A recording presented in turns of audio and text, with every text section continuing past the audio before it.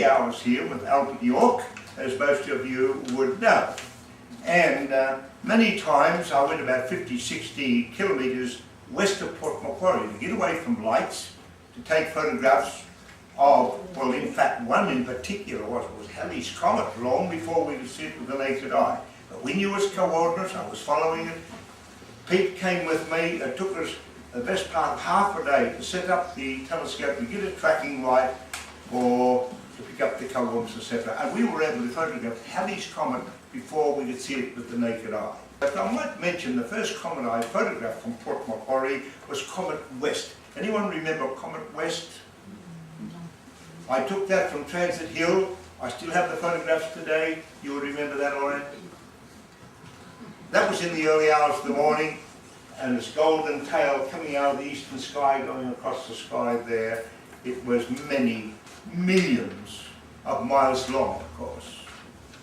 During those times, I did organise with the council a bit of a problem too.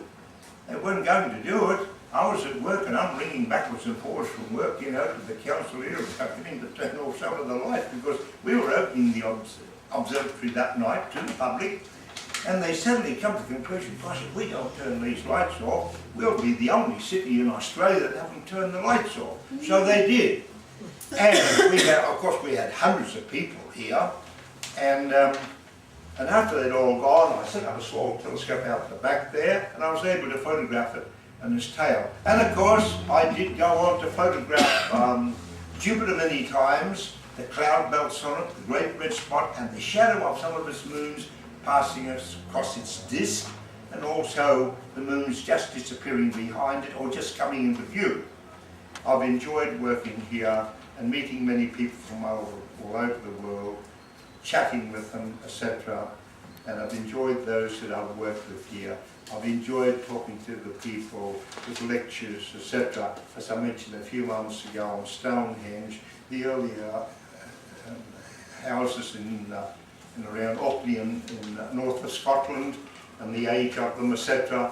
And also talking about how research was carried out with using spectroscopic analysis of distant stars, trying to work out the age of the universe. And many arguments with Albert York here over relativity, many times. Had to repair the place many times too, as we're mentioning here.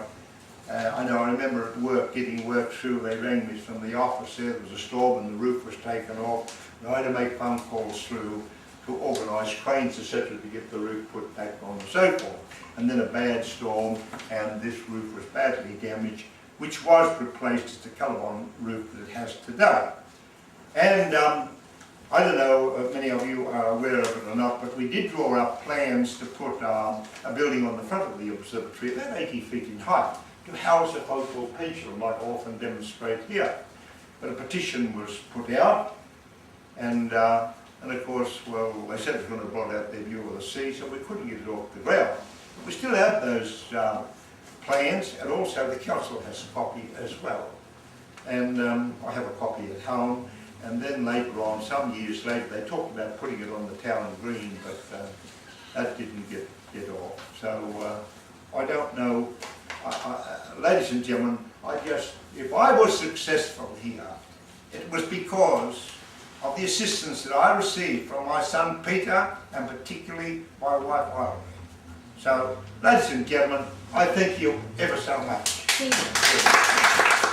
And with the new construction that is to take place on Rotary Park, well, I do hope that it really becomes a science centre. Yes. I do. And of course, there is an observatory attached, or a dome with a telescope attached to it. So again, ladies and gentlemen, Mr. President, ladies and gentlemen, thank you ever so much for that. It becomes a science centre. It becomes a science centre. Happy doing that. Well done. Yeah. There's another one. That's your bit. That's Jim's bit there. Got all the icing on it. Good on you, Jim. I'll let someone divide that up now. Thank you very much.